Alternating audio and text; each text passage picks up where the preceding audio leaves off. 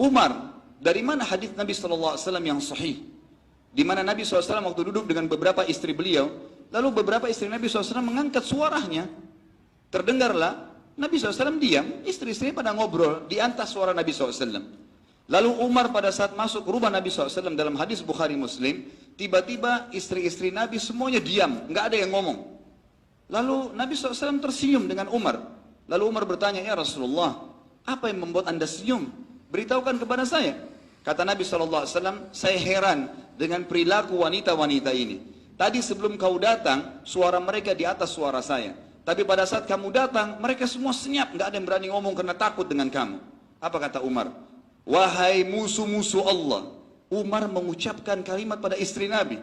Wahai musuh-musuh Allah, apakah kalian takut dengan Umar dan tidak takut dengan Nabi SAW? Ummu Salamah radhiyallahu anha berkata, iya, karena kamu lebih keras daripada Nabi SAW. Rasulullah orangnya lembut, kamu sangat keras. Tapi Nabi SAW tidak menanggapi lagi dialog antara Umar dengan istri-istri Nabi. Apa kata Nabi SAW? Demi zat yang ubun-ubunku dalam genggamannya, maksudnya demi Allah wahai Umar, kalau kau lewat di sebuah lembah dan syaitan lihat kau lewat di lembah itu, dia akan cari lembah lain karena takut bertemu denganmu. Apa di sini sebabnya? Ulama hadis mengatakan sebabnya karena keyakinannya Umar radhiyallahu anhu. Umar yakin bahwasanya Allah itu ada, malaikat mencatat, semua orang yang menganut agama Islam menjalankan wahyu adalah benar, yang menolak itu kafir. Tidak ada keraguan dalam masalah itu.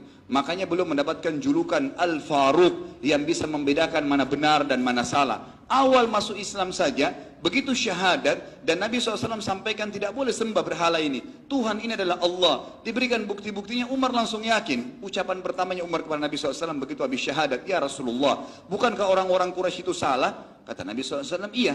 Bukankah kita benar? Iya. Ya Rasulullah, kenapa tinggal di sini? Kita perangin aja mereka. Selesai, langsung konsep yang luar biasa. Dengan keyakinannya terbentuk pribadi seperti itu. Dalam kisah lain, Abu Bakar dan Umar sama perilakunya, suka melakukan perbuatan secara sembunyi-sembunyi, tapi dia begitu yakin dengan tidak menceritakan kepada orang maka akan dapat pahala.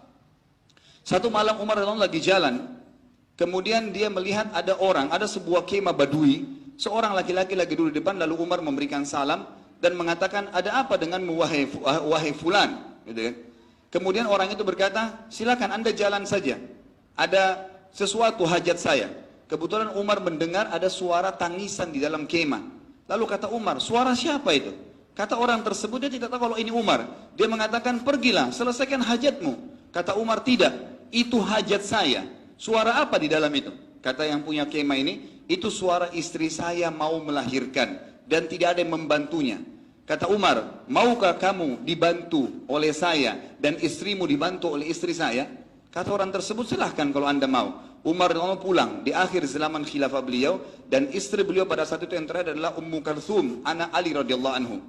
Ummu Kalthum pun didatangi oleh Umar dan berkata, wahai anak atau cucunya Rasulullah sallallahu alaihi wasallam, maukah kamu mendapatkan pahala wanita yang butuh bantuan untuk melahirkan? Kata Ummu Kalthum, tentu saja wahai Amir Mukminin, saya siap saja. Ambil perlengkapanmu untuk membantu orang melahirkan, ikutlah dengan saya. Umar pun tengah malam, sebagian ahli hadis meriwayatkan atau menyampaikan hadis ini mengatakan terjadi di tengah malam, ya di sepertiga malam kurang lebih, kalau kita sekarang jam 2, jam 3 malam. Dia lagi keliling kota Madinah, kemudian dapat masyarakatnya mau melahirkan, tidak ada yang bantu, dia pulang ke rumahnya, bangunkan istrinya, suruh bangun istrinya untuk membantu perempuan yang mau melahirkan tadi. Dan ini istrinya adalah anaknya Ali radhiyallahu anhu, cucu Nabi SAW. Orang-orang yang sangat mulia. Lalu jalan mereka berdua, lalu pada saat tiba di kemah kata Umar, masuklah ke dalam kemah dan selesaikan tugasmu. Ummu Kalthum masuk ke dalam, kemudian menyelesaikan melahirnya. Laki-laki ini duduk bersama Umar. Orang ini belum tahu kalau ini Umar bin Khattab. Lalu dia sambil ngobrol seperti biasa, seperti temannya. Saya memang tadi malam begini, saya butuh begini, saya begini, saya begitu, kerjaan saya ini. Dijelaskan, Umar menjawab apa adanya. Setelah beberapa saat, melahirkanlah perempuan tersebut, kata Ummu Kalthum radhiyallahu anha, beliau mengatakan, wahai Amir Mukminin, wahai raja, pemimpin orang yang beriman, sampaikan kepada laki-laki di sebelahmu, istrinya melahirkan dengan normal. Begitu mendengarkan nama Amir Mukminin, laki-laki ini langsung gemetar, mengatakan, apakah anda Umar bin Khattab? Kata Umar, iya.